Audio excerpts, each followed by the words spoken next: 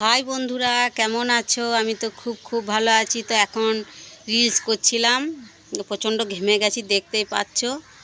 যদিও মানে মেঘের ওয়েদার খুব একটা ভালো নেই, বৃষ্টি পড়ছে সব সময়, প্রচুর ঘেমে গেছি। তো বন্ধুরা, আমি তো ভালো আছি। তোমরা কে কেমন আছো কমেন্টে একটু লেখো, তবে তো ভালো লাগবে।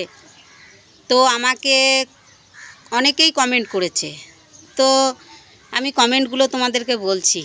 একজন কমেন্ট করেছে, তোর একটা শাড়ি কেনারও পয়সা নেই। না গো দিদিভাই, আমি সেই দিদিভাইয়ের উদ্দেশ্যেই বলছি। আমি খুব গরিব পরিবারের একটা মেয়ে। তোমরা আমার প্রোফাইলটা চেক করে দেখবে, তোমরা আমার প্রোফাইলটা ঘুরে আসবে।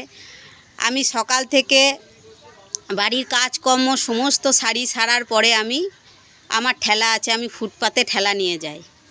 সে ঠেলা সমস্ত খাবার আমি জোগাড় করি, আমি বা আমার ছেলে সমস্ত রেডি করি, তারপর ঠেলা নিয়ে যাই।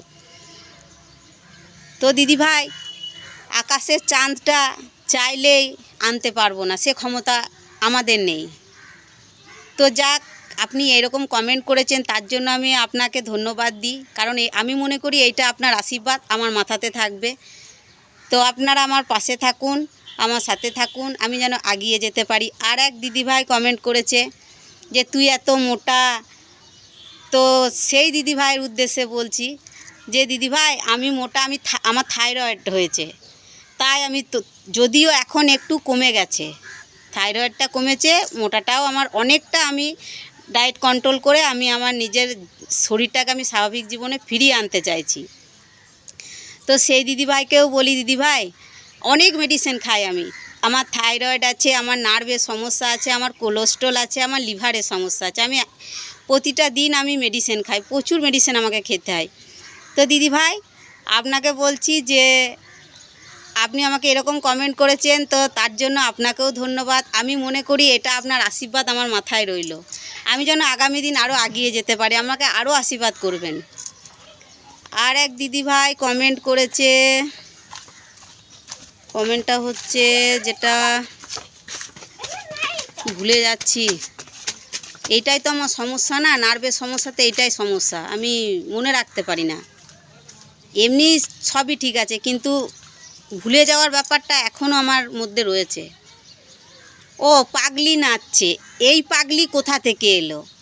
তো সেই দাদা ভাইয়ের উদ্দেশ্যে আমি বলছি যে দাদা ভাই, আমাকে বলছেন পাগলি, হ্যাঁ ঠিকই বলেছেন, একদম খারাপ কথা বলেননি। তার কারণ হচ্ছে আমি তো নার্ভের পেশেন্ট, আমাকে তো রোজ ওষুধ খেতে হয়, ওষুধ না খেলে তো আমার ব্রেনটা আউট হয়ে যাবে। তো সেই কারণে আমি সেই দাদাভাইকেও আমি ধন্যবাদ দিই আমাকে এরকম কমেন্ট করার জন্য। আমি মনে করি এই কমেন্টটা আপনার আশীর্বাদ আমার মাথায় রইল। তো আমি যেন আগামী দিন আরও এগিয়ে যেতে পারি দাদাভাই, আমার পাশে থাকবেন, সাথে থাকবেন। তবে একটা জিনিস কি খুব ভালো লাগছে যে আপনারা নিজের চিন্তা ভাবনা বাদ দিয়ে আমার চিন্তা করছেন, আমার খুব ভালো লাগছে। তো এরকম চিন্তা আমার জন্য আরও করবেন। আমি খুব গরিব পরিবারের মেয়ে, আমার বাবা টোটো চালায়, আমি বা আমার ছেলে আমরা রাস্তায় ঠেলা নিয়ে, ফুটপাতে আমরা ঠেলা নিয়ে যাই, আপনারা সকলেই দেখতে পান। আমি ব্লগ কি বলে লাইভ ভিডিও আমি প্রতিদিন আসতে পারি না লাইভে, তো লাইভ ভিডিও আমি দোকানে মাঝের মধ্যে দিই, লাইভে বসি। তো আমার যেসব বন্ধুরা লাইভে জয়েন করে আমি কথা বলতে পারি না, আমি তাদেরকেও বলছি যে আমাকে তার জন্য ক্ষমা করবে, আমি কথা বলতে পারবো না, কারণ আমার দোকানে কাস্টমার ছাড়তে হয়। তো ছেলেটা, আমার ছোট ছেলেটা থাকে, আমি থাকি, মেসোমশাই থাকেন, তো সেই জন্যই বলছি, আমি তো আমার ভুল ত্রুটি অপরাধ থাকলে আমাকে ক্ষমা করবে। তো বন্ধুরা, আমি যেন আগামী দিন আমার পাশে থাকবে, সাথে থাকবে, আমি যেন এগিয়ে যেতে পারি। তো সবাইকে আমার তরফ থেকে ধন্যবাদ, আমি টাটা।